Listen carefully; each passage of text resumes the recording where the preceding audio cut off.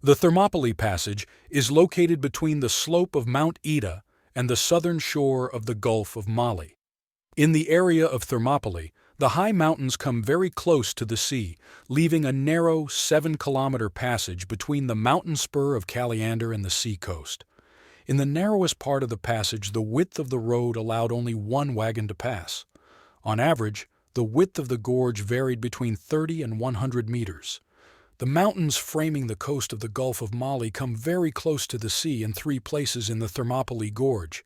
2 of these passages, one on the east, the Eastern Gate, and one on the west, the Western Gate, were even narrower than the position chosen by the Spartan king Leonidas, the Middle Gate, which was 15 meters wide.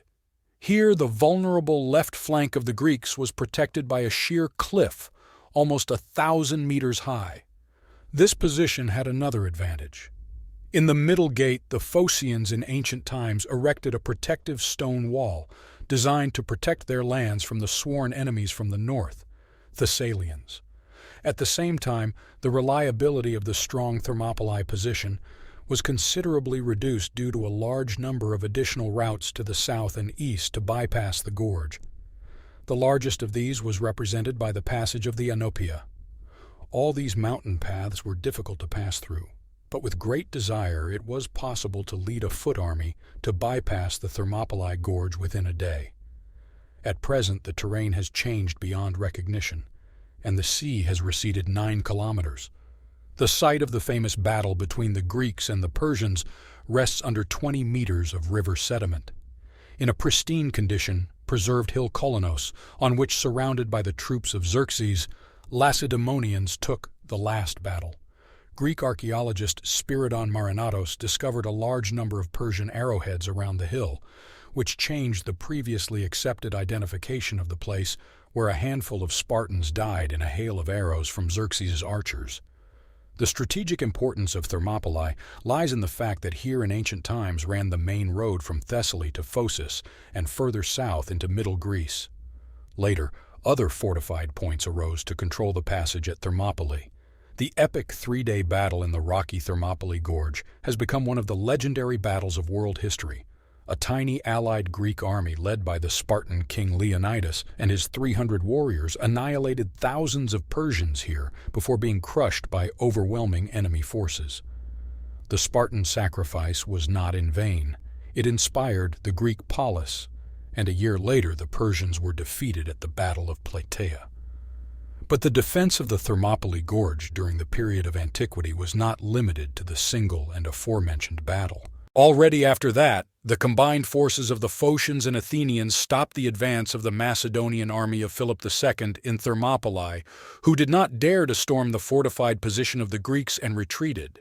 However, 6 years later, the king of Macedonia passed Thermopylae unimpeded by deception, having put to sleep the vigilance of the Greeks, who did not have time to block the gorge barrier detachment.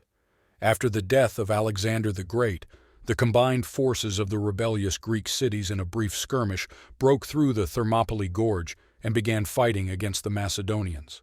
After the defeat, Antipater took the Macedonian army to Lamia and entrenched himself. Attempts by the Greeks to dislodge the Macedonians from there proved fruitless. In 279th year BC, untold crowds of Celtic tribe Galatians approached Thermopylae, which were blocked by the combined army of the Greeks. Fighting in the gorge continued for 7 days. Then the locals showed the Galatians a bypass path, which was once used by the Persians of Xerxes. As in the previous time, the protection of this path was entrusted to a detachment of Phocians who put up a fierce resistance to the enemy. Due to their weak position, the Phocians were unable to hold the Galatians and retreated. After that, the army of Greeks was under the threat of encirclement and left their positions in the Thermopylae Gorge in an organized manner. Moreover, a part of the Greek army was taken out by the ships of the Athenian fleet, which came close to the coast. In 191st year BC in Epirus landed Roman consul Manius Acilius Glabrian. Finding out that the enemy outnumbered him twice, Antiochus II called for help from Asia and meanwhile camped in the Thermopylae Gorge. The camp of the Syrians was in the narrowest part of the passage and was fortified by a double ditch and embankment. 2,000 Aetolians blocked the bypass of the Thermopylae. In a frontal attack, the legionaries were pushed back by a phalanx of Syrians, but at that time in their rear appeared the Romans, who defeated a detachment of Aetolians on the bypass path. Having lost practically the whole army, Antiochus retreated from Thermopylae.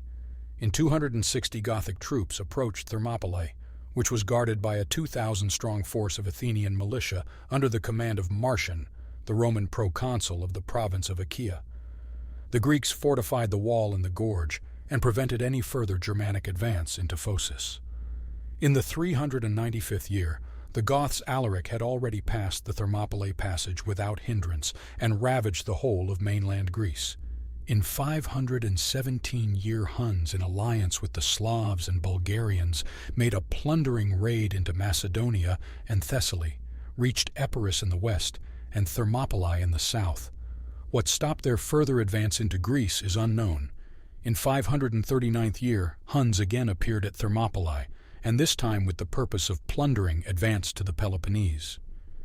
During the reign of the Byzantine Emperor Justinian, the Thermopylae Pass was fortified anew and thoroughly, which for a time contributed to the successful repulsion of the barbarians' attempts to overcome the defensive line created by nature and man as the last stronghold on the way to mainland Greece.